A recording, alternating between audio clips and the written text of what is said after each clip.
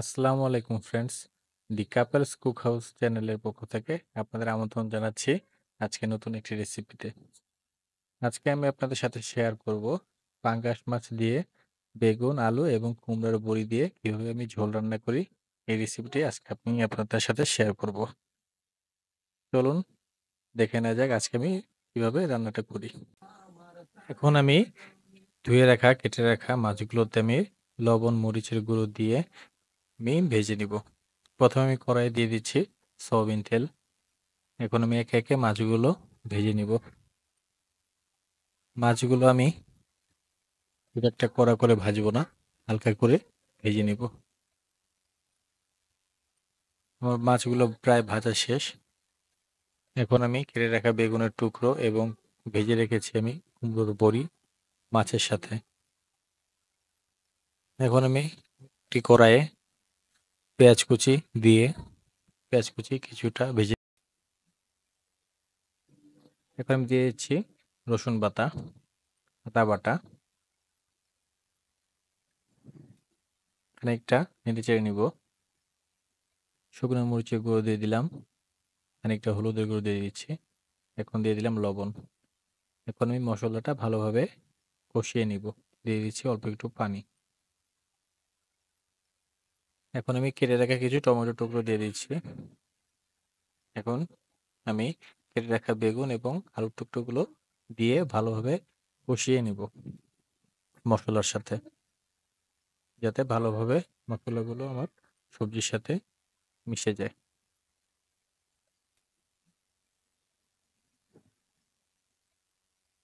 আমার কষানো হয়ে গেছে। এখন আমি ঢাকনা তুলে এখানে আমি পানি অ্যাড করব সিদ্ধ হওয়ার জন্য। একটু উল্টে পাল্টে নিয়ে তারপর আমি এখানে কিছু পানি অ্যাড করব, যাতে আমার সবজিটা ভালোভাবে সিদ্ধ হয়।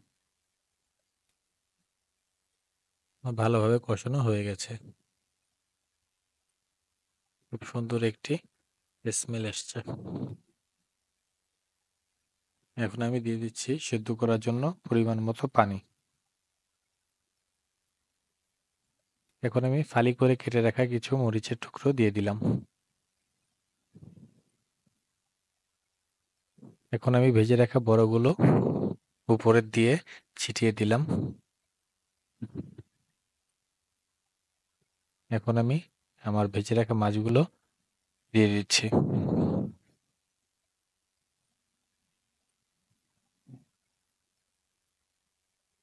ভাজা মাছ এবং বড়িগুলো যখন ঝোলগুলো টেনে নিবে তখন তরকারিটা খেতে খুবই সুস্বাদু হবে।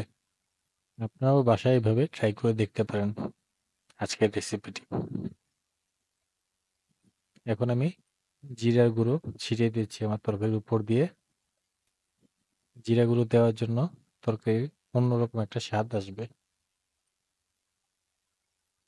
আমি 5 মিনিট ঢেকে রেখে ঢাকনা তুলে এখন আমি পরিবেশন করব।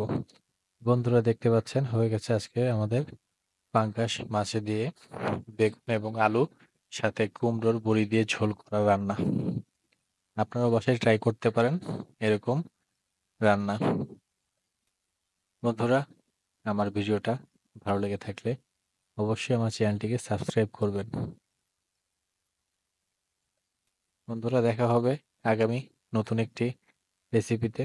সবাই ভালো থাকবেন, সুস্থ থাকবেন এবং আমার সাথেই রান্না করতে থাকবেন এবং আমার রান্না করা রেসিপি দেখতে থাকবেন। ধন্যবাদ সবাইকে।